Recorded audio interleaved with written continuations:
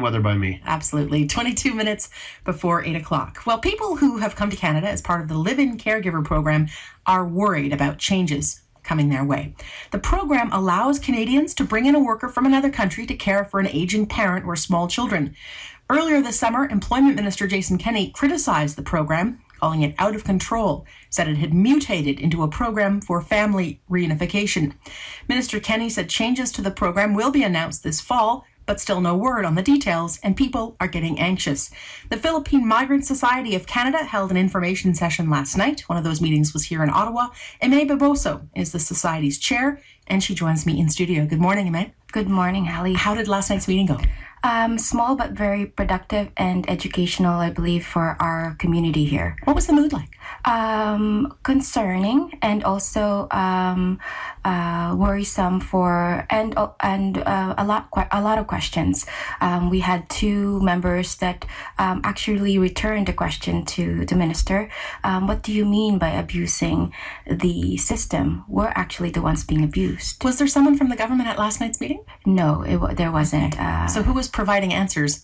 Nobody. Okay. So that's why we were having that press conference, so that we can use the media as a platform to send a message that, this is an important issue, and that the community and the workers, more importantly, are seeking answers for what may come. Why are live-in caregivers worried about the changes to this program? They're worried because, the very reason that they took a risk to leave their families and travel all the way to Canada, because there is that promise or that option for permanent residency, and they're doing that mostly for their families and their children. So with the talks of taking that away, that worries our members. Do you know that that's what's going to happen to the program, that option for permanent residency is going to be closed? The close consultations that have been had over the summer in Vancouver, Montreal, and Toronto, they've thrown out that idea that they may take away that permanent residency option or make it even harder. And it's already hard as it is. Some people would say, well, it's a given, and they're the only category under the temporary foreign worker that access that permanent residency. But if you ask a live-in caregiver, it's not a direct given. You have to fulfill a requirement. You have to submit application. You are being scrutinized and assessed before you can even be considered for permanent residency. Minister Kenney used the words out of control to describe the program. Why is he using that phrase? He says that it's out of control because and he really specifically said the Filipino community is abusing the program to use it to bring their families here. But in general, when for example, for me, if I found a job somewhere else in the world and I go there and then it worked and I liked the work and I like to stay there, I would hope that I could bring my family. So it's the same thing with the live-in caregivers. They're looking for a better future because they couldn't find it in the Philippines, and that's another story. And then, so why can't they bring their families once they fulfill the program? Especially when they said that immigration here in Canada, the very purpose of it is family reunification. Is it possible that goal has changed? We're afraid. That's why we're out to educate the community, educate Canadian families that those changes or that intention to change is already being rolled.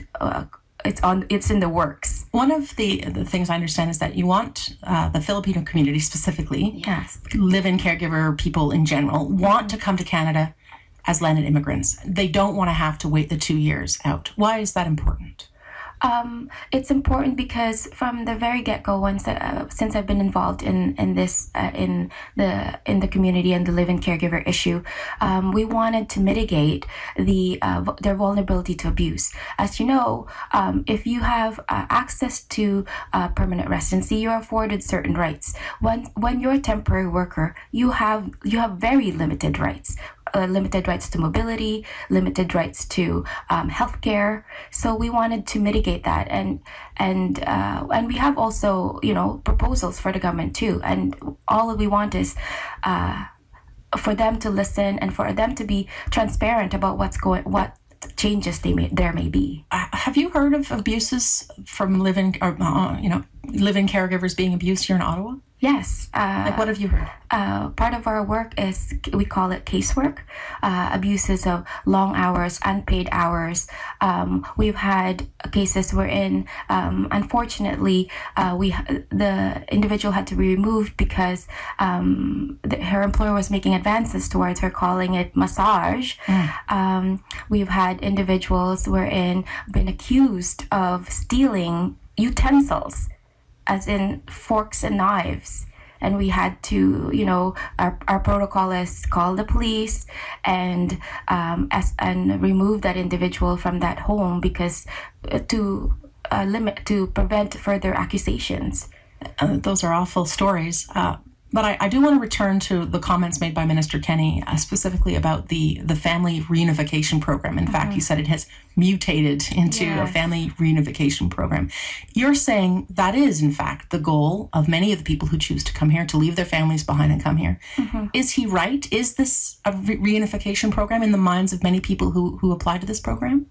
Yes, it is. It's a reunification program because many of the women that are in many of our members, they've come from other countries. One of the reasons that they come here is because there's an option for permanent residency. If it wasn't for that, they would stay in Hong Kong and Taiwan because it's easier to go home to the Philippines every year. Once they come to Canada, sometimes they get to go home every 5 years. That's unimaginable to me, but there is this one other point that I wanted to raise with you, and that is, and again, we don't have any firm details about the changes that are coming down the pike. We should say that. Which is what we're asking for. But there is this one school of thought that says what's going to happen is after the 2-year period of employment, that instead of getting a sort of a short track to permanent resident status, that people who are part of this program will be allowed to apply under another scheme, the Canadian Experience Class, like many other international workers that come here. Would your members be willing to compete, I guess you could say, with any other person coming to Canada for jobs here? They're already competing for jobs because before coming into Canada, they have to be assessed to come in, and you have to have an employer here. So they're already competing for that job. They have to be assessed for their education, for their skills, and also with their proposal, it's unclear on whether you actually will get permanent residency. That's what we're worried about. Is that it's not a given that it will lead to permanent residency. So it's not clear about this, what they propose as pathways to citizenship. What other requirements on top of what is already currently going on, of the many requirements that they have to meet, what other requirements you have to meet? In other words, a huge gamble to leave your family without that promise. Even more so. I mean, it's a complex situation. Thank you very much for helping us understand this morning. You're very welcome.